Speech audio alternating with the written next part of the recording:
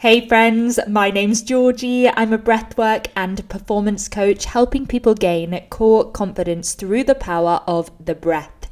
It is so awesome to have you listening in to the Just Breathe podcast, where I'll be talking all things breathing to help empower you guys to use the power of your breath to harness your bodies and minds. In today's episode, I'll be chatting to a wonderful mentor of mine that's had such an impact on my life in the last 2 years.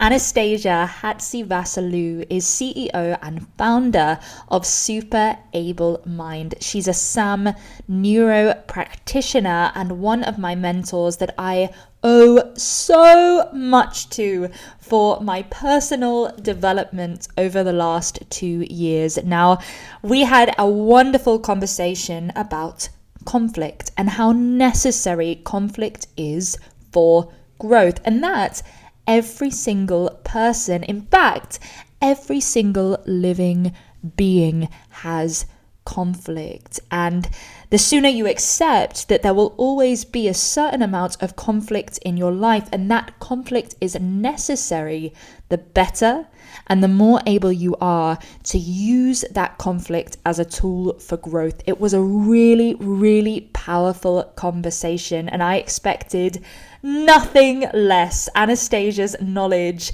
is second to none. I really, really hope you enjoy the conversation. If you haven't already, don't forget to like, share, and subscribe to the Just Breathe podcast. Let's keep on building that strong breathing community.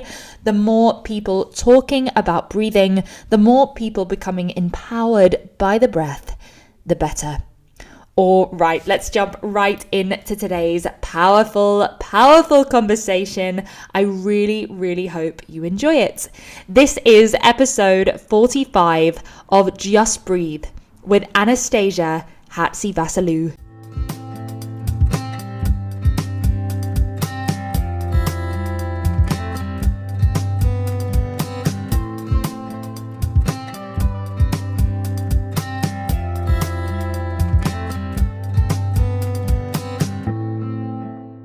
Hey Anastasia. No, Georgie. So I'm sat here with my beautiful therapist, friend, mentor, just a wonderful woman in my life, Anastasia. And Anastasia's been on the podcast before. If you haven't listened to the first episode that I recorded with Anastasia, go ahead and listen to that. It was an amazing episode, sort of laying the foundations of Anastasia's work with Superablemind. Just incredible work that everyone needs, especially in this day and age. Would you agree, Anastasia, actually, that in this day and age, the world is constantly trying to throw us out of balance? I think as a consequence of the technology and the way that we're working as a consequence of the technology, we're becoming hyper-aroused. Yeah. So it creates a noisy brain, and it creates a biochemistry which has an impact on the nervous system, on the way that we think and feel and communicate. Yeah, it's almost like things aren't simple anymore. So we have to actually have the awareness to regulate, to neutralize, and to simplify, which is definitely something. So I went through Anastasia's course in the S.A.M method, Superablemind, because I was really, really struggling. I felt constantly overwhelmed. I felt afraid. I felt messy. I felt unfocused. And I still do sometimes, but at least now I have the awareness and the tools to regulate myself, and that's a lifelong journey. But what we're really here to talk about in this episode is conflict, right? And which really beautifully kind of bounces off what we've just been saying about how perhaps there was always as much conflict in the world as there is now, but maybe it's just more visual now, more voiced. It's thrown in our faces every day what everyone else is doing and everyone else is achieving and all different things like that. And that sets off something in us, I think. There's more polarization as a consequence, again, of the technology, because we spread the news, we spread ideas a lot faster, and as a consequence of the way that the brain absorbs ideas, the design of the human brain is to learn. Yeah. Then we're almost subconsciously taking on a whole lot more data about everything and anything. So we're inundated with all sorts of data and information, and we're hyper aroused. But conflict, this is a module of work that I developed after you finished the course with me, and I wanted to share it with you, and so that's why we're doing it today and sharing it with others. But it's called redefining conflict. So we ask, well, what is conflict first? Stage one, what is conflict? In essence, it's a state of discomfort. Something's not exactly right. It could be represented by a state of boredom, feeling stuck, a state of frustration, feeling overwhelmed or stressed or afraid, or you have some sort of problem, a state of unrest or a fuss or a drama or chaos or a mess. In essence, you're in a state of discomfort, of dis-ease. Disease, and it's just something doesn't feel right. So that's what it is. What is it? A state of discomfort. Something's not right. But it's also important to identify that there are, let's say, two different types of conflict. The first is internal, so we all have our internal states of discomfort, and maybe it's a state of insecurity or a state of envy or jealousy or frustration, but it's something personal to us. And then there are external conflicts that are generated by the environment that then provoke us into a defensive or offensive state. The triggers, would you say? Yeah, right. Exactly. So things trigger our internal conflicts, but also often we're at the mercy of other people's conflicts. Someone's angry, they lash out, we're at the other end of it, and then we're catapulted into a state of reactivity or survival. Right. And how are these conflicts created? Is it sort of an accumulation of the experiences you've had up to this point, or do you think it's genetic? Is it something you're born with? Maybe even people believe in past lives. Could it be accumulated from those? What? Maybe yes, maybe no. Right. But it's a very good question. So let's put it this way: everything that's made up of matter and has come from a Big Bang will go through a process and be subject to the laws of the universe.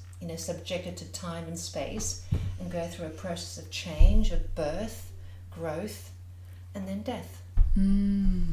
So we've all come from a Big Bang, right? Yeah. So now we're going into why conflict, or what is conflict, right? So we know what it is. Now, why is it? Yeah. Because the fact is that, according to my personal experience and the many, many people that I've worked with and know, there is no person without conflict. There is no life experience without conflict.